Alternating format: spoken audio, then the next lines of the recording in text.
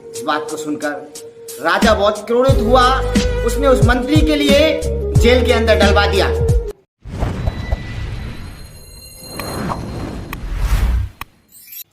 Hallelujah. तो मेरे प्रियो, आपने ऐसा सुना होगा ज्यादातर लोगों के मुंह से, जो भी होता है अच्छे के लिए होता है। जो भी हमारे जीवन में होता है वो भले के लिए होता है। तो इस पर मैं आपको एक छोटे से दृष्टांत को बताना चाहूंगा कि एक समय एक राजा और एक मंत्री एक जंगल में शिकार पर निकले। शिकार करते करते एक झाड़ी में फंस जाने के कारण राजा की उंगली कट जाती है और उसमें खून निकलने लगता है। इस बात पर मंत्री इस बात को बोलता है कि स्वामी, अच्छे के लिए हुआ, जो भी हुआ वो अच्छे के लिए हुआ। और वो दोनों घर आते हैं। इस बात को सुनकर राजा बहुत क्रोधित हुआ। उसने उस मंत्री के लिए जेल के अंदर डलवा दिया। मंत्री अभी जेल के अंदर पहुंच गया है। अब दूसरे दिन राजा शिकार पर जाता है। उस समय उसको कुछ आदिवासी लोग जो अपने देवता के लिए मनुष्य की बलि चढ़ाते हैं, वो व्यक्ति उनको मिलते हैं और वो राजा को पकड़ लेते हैं और वो राजा के लिए बलि चढ़ाने के लिए लेकर चले जाते हैं। तो क्या देखते हैं कि राजा की एक उंगली कटी हुई है और इस चीज को देखकर वो राजा को छोड़ देते और कहते हैं ये तो संपूर्ण नहीं है, और वो राजा को वहां से छोड़ देते हैं। राजा जब घर आता है और उस मंत्री को देखता है, उसको धन्यवाद बोलता है कि आपने सच कहा था कि जो भी कुछ होता है अच्छे के लिए होता है, और उसको बाहर लाया जाता है।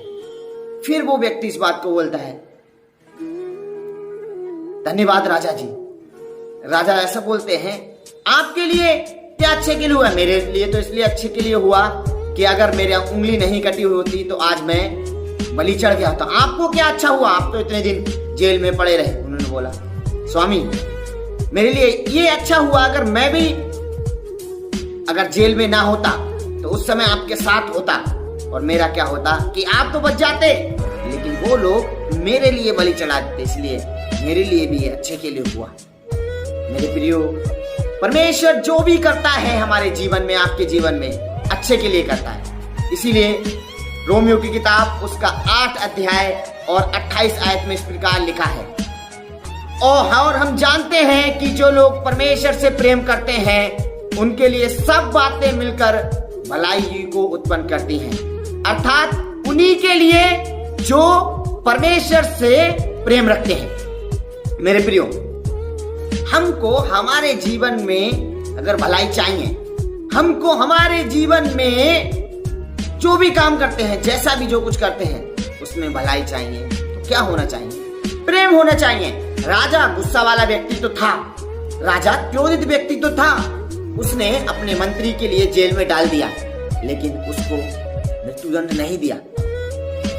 उस दंड से बचाकर उसने उसको जेल में डाल दिया। हाँ, वो प्रेम करता था, लेकिन राजा है तो इसीलिए उसने अपने प्रिय मंत्री के लिए जेल खाने में डाल दिया था। मेरे प्रियो, परमेश्वर जो आपसे बेहद प्रेम करता है, जो सब कुछ को रचने वाला है, वो आपको आपके जीवन में, अगर आप उससे प्रेम नहीं रखते, अगर आप उसकी आज्ञाओं को नहीं मानते, अगर आप उसकी आत्मा के द्वारा नहीं चलते हैं, तो आप कभी कभी छोटी मोटी निराशाओं में, दिक्कतों में जा सकते हैं, लेकिन वो आपको छोड़ेगा नहीं, क्योंकि वो आपसे प्रेम करता है।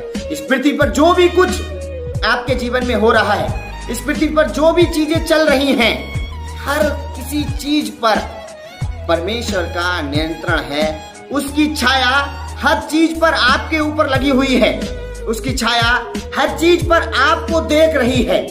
इसीलिए जो भी कुछ होता है परमेश्वर के लोगों में, जो उससे प्रेम करते हैं, उसके लिए उसमें भी भलाई होती है। मेरे प्रियो, अभी आपने देखा होगा हमारे देश में इतना कोरोना काल रहा, इतनी दिक्कतें रही, इतनी समस्याएं रही, लेकिन परमेश्वर ने आपको मेरे को भलाई दिखा दी। उसमें भी मीडिया के द्वारा आजकल लोग सीख गए, जूम, देश विदेश से लोग जुड़कर सोशल मीडिया के द्वारा परमेश्वर का प्रचार और बढ़ता गया और लोग अन्य चीजों को सीखते रहे। मेरे प्रियो, जो भी कुछ होता है आपके जीवन में, मेरे जीवन में, सिर्फ जो परमेश्वर से प्रेम करते हैं उनके लिए वो सब कुछ मिलकर भलाई को उत्पन्न करता है। तो परमेश्वर से प्रेम करिएगा और अपने जीवन में भलाई को महसूस करिएगा। परमेश्वर इस वचन के द्वारा आपको, आपके परिवार को आशीषित करे। सभी को जय मसीह की।